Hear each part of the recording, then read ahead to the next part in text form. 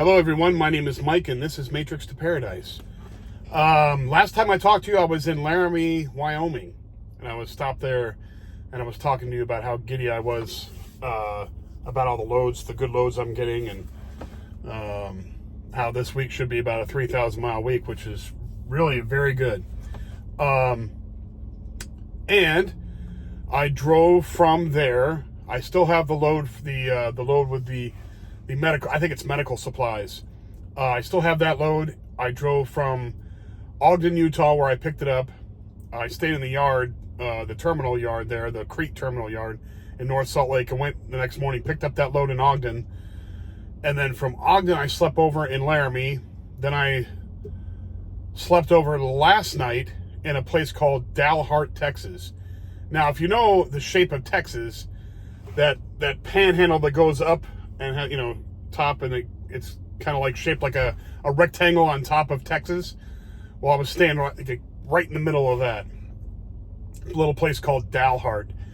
So I drove down from the Denver area all the way down into that little spot there in Texas. It's right in the middle of that rectangular panhandle on the top of Texas. Anyway, so I stayed there last night.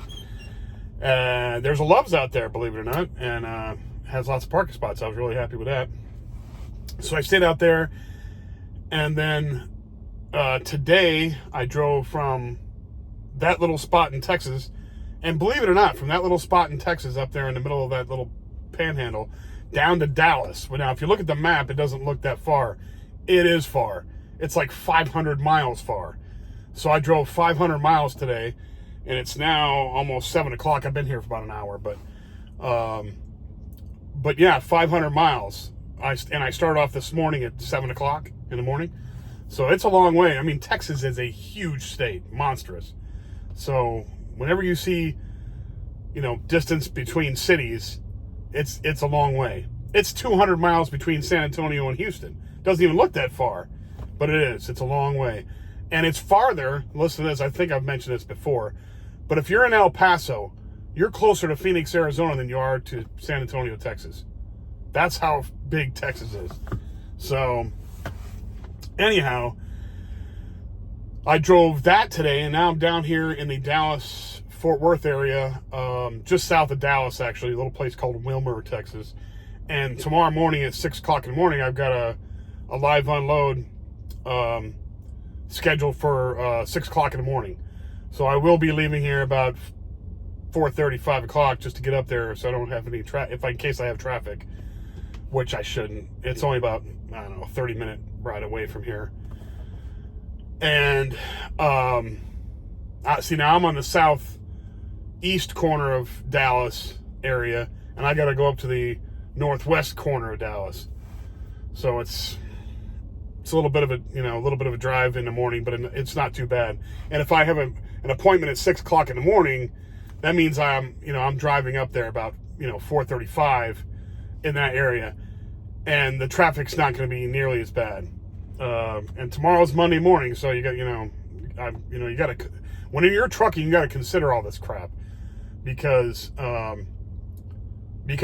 places like Dallas and Atlanta and some of these big cities, Chicago area, they have some.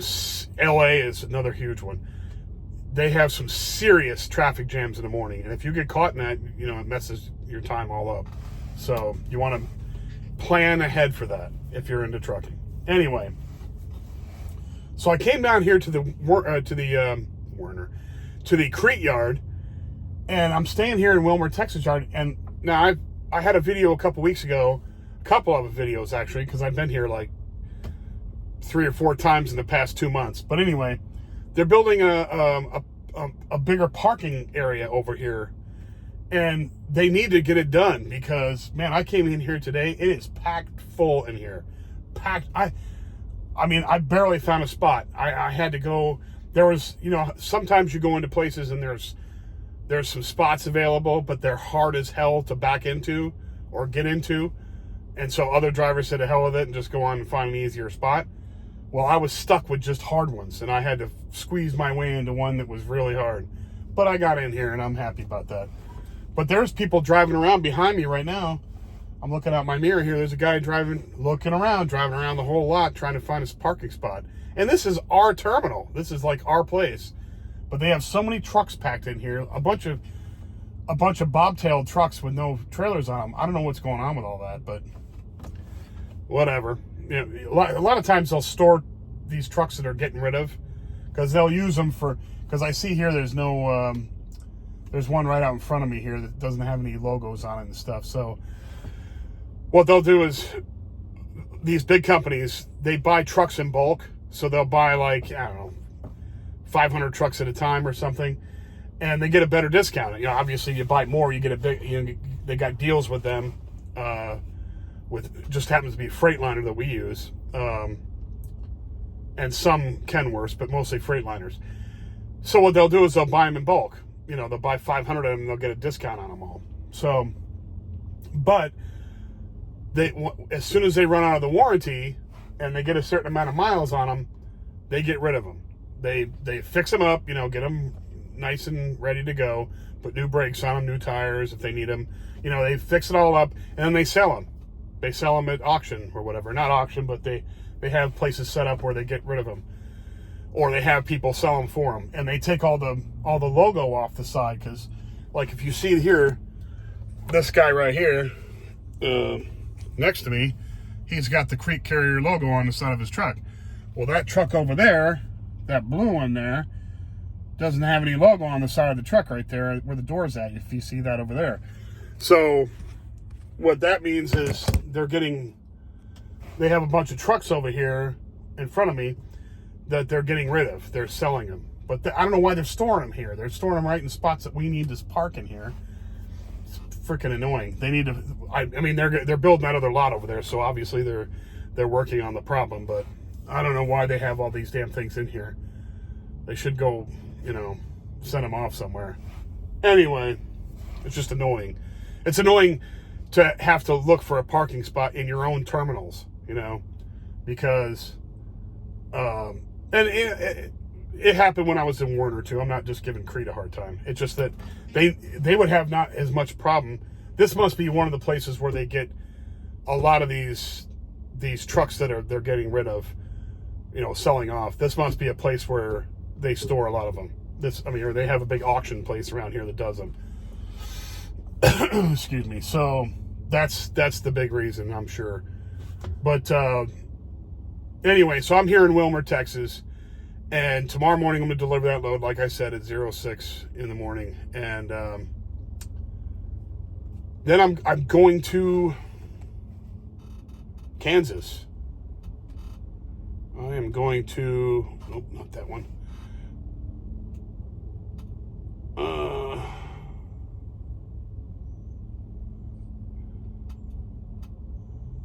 Yes, I'm picking up here across the street, and I'm going to, there's a place over here, actually, yeah, and I'm going, this is another dog food place. Crete does a lot of dog food. I don't understand that. Like a lot of dog and cat food. I mean, it's money, who cares? But I mean, it's just amazing to me how much dog food and cat food we carry. Or cat and dog supplies, you know, food, you know, whatever. It just cracks me up. So I'm going to go across the street, which is right over here, well, not across the street, but across Interstate 45. There's some buildings over there. I've gone over there before. There's some distribution centers over there. And I'm going over there to pick up a load tomorrow after I get done dropping off this load. And then I'm headed up to a place called Belton, Missouri, which I believe is up near Kansas City, because my next load after that is going from Spring Hill, Kansas to Phoenix, Arizona. So, hey, I mean, those are damn good miles. I'm loving it. So I just can't get over how I've got the good mileage thing going on. I'm really happy about that.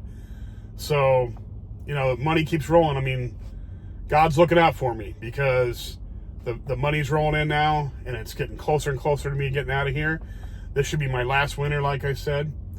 And, like I said before, I have tons of time to ponder the universe, ponder my future, ponder everybody else's universe and future. So, driving around, you run through a lot of crap in your mind. A lot of it superfluous, a lot of it, non-productive. But sometimes you really go through some deep thoughts and think about things. And I was just thinking about, you end up going over your life and stuff. And it's not like I look back. I'm an optimistic person. I'm a glass half full kind of guy. And I never look back and say, oh man, I regret this. I do have some times when I wish I would have done something different. But it's not like I regret my decisions. Because at the time it was the right decision at the time. And everything that I've done has made me the person I am today. And I'm happy with myself. I mean, I'm not the kind of person that, smacks myself around and says I'm an idiot all the time. Sometimes, unless I really am an idiot. If I'm an idiot, I'll slap myself up and say, what are you doing? Stop. Think about things, I'll tell myself that. So I just, I've been thinking about a lot of stuff and how this all fits into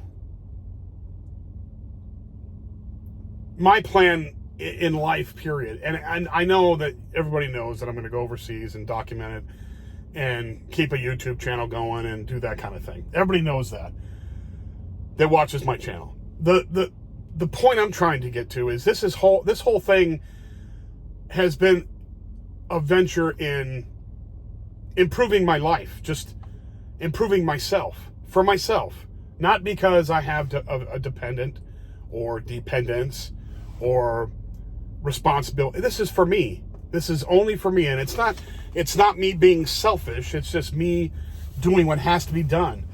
I can't help anybody. I can't make anybody else's life great if I can't make myself do good. I mean, you have to show by example. You cannot mouth off about something. It's like the poor guy giving advice about how to make money, or the fat guy giving advice on how to lose weight. You can't do that. You have to be in shape.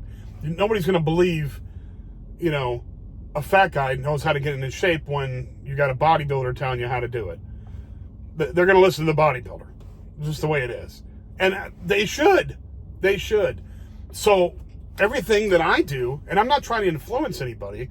I mean, I hope that I can give inspiration to people or help people out with information, but I'm not trying to tell people how to live their lives.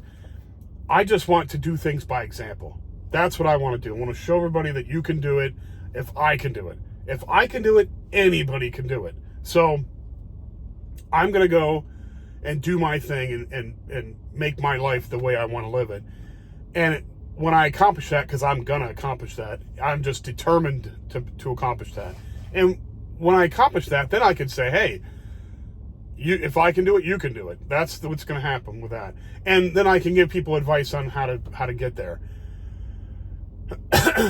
And one of the things that I've, the I don't know if you'd call it like, a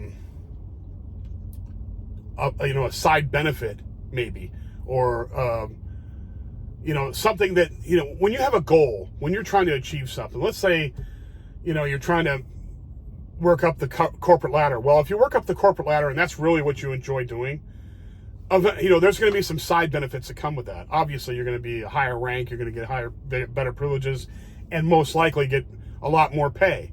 So the benefits of what I'm doing is that I'm going to improve my life. I'm going to be a lot happier, and I'm going to be able to give the information to other people that need it, which really, I like doing that. I really do. I like being an example for people in my life that I want to help inspire, and not just particular people, just anybody, people that I care about, or anybody that I don't even know.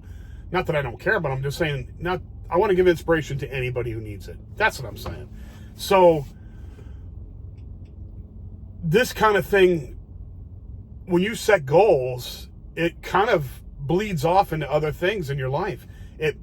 It makes you set goals for other things in your life that you need to accomplish. You know, when you figure out the formula for getting stuff accomplished in your life, everything can be solved. Everything, you know. And I totally believe in a foundation of morality, obviously. You have to have a foundation of morality. You build up with knowledge. And then with that knowledge, that wisdom, and that morality as a base, then you know how far you can go and what you can do, dictated by the effort that you put in. Because when you have morality and ambition on your side, there's nothing you can't accomplish. I'm convinced of that.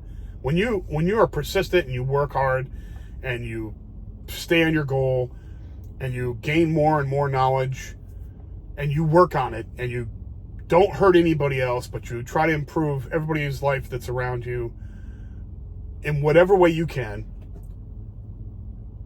you end up not only accomplishing your goals and making yourself happy, you inspire others. And they might not even tell you that, but you do inspire others.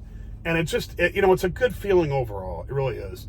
So, you know, the best thing I've ever done was get my life squared away.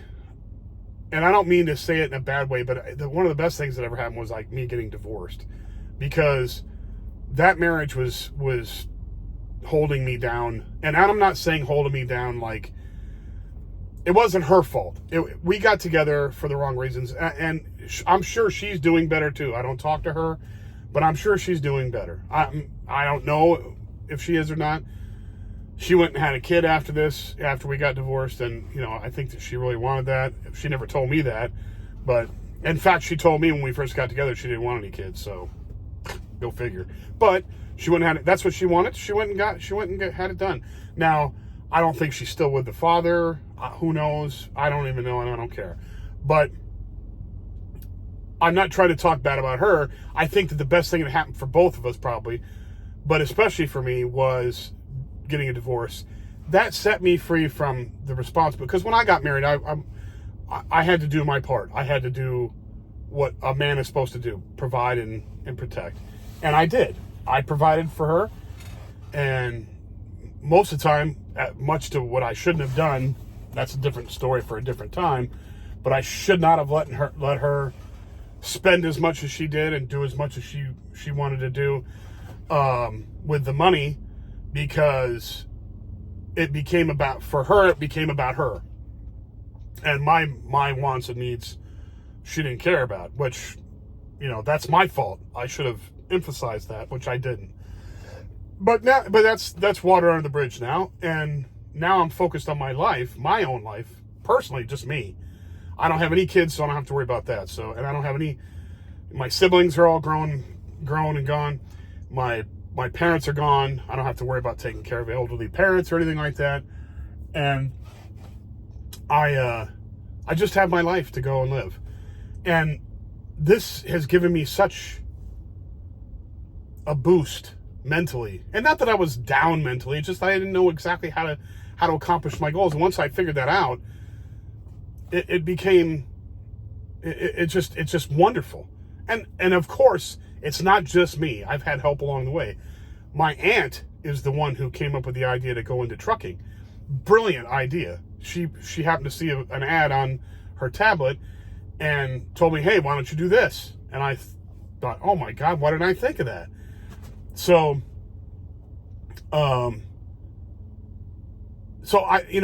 along the way, people will help you too. That's another thing too, is whenever you set your goals and you tell people about your goals and you make some progress, people are happy about that. They really are. The people that care about you are really happy about that, and they will help you as much as they can, and they'll push you forward, and with encouragement or help if you need it.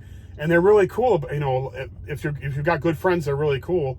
Good family that are really helpful and care about you, they'll help you along. And I don't take charity from anybody, obviously. I don't want to do that, but ideas like my Aunt Dawn did, told me where to go, told me I should be doing this, and I said yes. And just different things accumulate from different people that help you along. Some people don't even know it. They give you an idea and you're like, oh my God, that's a beautiful idea. Like my friend Andy, he made me think about minimalism and how, think about things in a different way. And it's just, all those little things combined up make for a wonderful goal to achieve. And once you achieve it, you basically, when you tell them they helped you along, it's almost like a reward for them too. And that's what I want to be. That makes me feel good. It's like I feel better giving Christmas presents than I do receiving them. I think a lot of people do. I mean, except a little kid. When you're an adult, when you can help someone out, it makes you feel so much better than having to get help from other people. You know what I mean? And I don't mean charity help. I don't mean it like that. I mean, it would make me feel good to give somebody an idea that they didn't think of that helped them along their journey. That makes me feel good. And I'm sure that the people that gave me, like Andy, my friend Andy, I'm sure that it makes him feel good when I tell him how much his ideas have meant to me. So, I think about this stuff. I know it's like deep thoughts with Mike, but it's all part of it. Everything accumulates into happiness. And I honestly believe that when you have goals and you are working diligently on accomplishing your goals, that happiness comes with that. It's a byproduct that's going to happen because goals give you happiness. They really do. And I made a video a little while back about loneliness. I don't have loneliness. I really don't. People talk about that all the time. How do you drive solo? I'm gone for 6 weeks at a time. I don't even have, the only interactions I have with humans usually are at a truck stop with a clerk or somebody. And I don't have the loneliness part with me because I'm constantly thinking about my goals. I'm constantly thinking about how this day is making me get closer to where I need to go. And it's a wonderful feeling. I honestly believe that having goals and working on them, and it doesn't have to be some long-term, big, huge monster, pie in the sky type goal. It doesn't have to be that. It could be a daily goal. Like, I know some people like to make their beds every day as soon as they get up and if they don't make it or they forget it, it bothers them the whole day. It drives them bananas. So, I mean, when you get that goal done, then you're like, okay, now I got this done. It kind of gives you like, I think it's oxytocin. I think it's that. It's not dopamine, because dopamine is like instant, gratification type thing. I think the base happiness, the comfort happiness is the goal happiness. That's the oxytocin. And I think I get a ton of that from just accomplishing these little goals all the time. And it makes me happy. I'm smiling about it. I love it. And so I'm constantly getting, oxytocin boosts every day from accomplishing what I need to accomplish, and wonderful that we get paid weekly, because every week I get another boost. Bam, bam. It's like, getting my fix for the week. So, and it's not that I'm making millions, and, it's not that. I'm not making millions, by the way, but it's the fact that I am getting closer and closer is what the thing is, to my goal. Anyway, thanks for listening to me. I will be back on Monday, which is tomorrow, and I'll let you know how this next load is working. Headed to Missouri. Thanks for watching. Please hit the like button if you like the video. Please subscribe. Those two things really do a lot for the algorithm to help me get spread around to other people that might enjoy this content. And if you know people that enjoy this content, travel, trucking, escaping the matrix, deep thoughts, anything like that, pass it along to anybody that you might think might like this content, and I appreciate it. Anyway, be safe, everyone. Have a good day, and I will talk to you tomorrow night. Thank you. Bye now.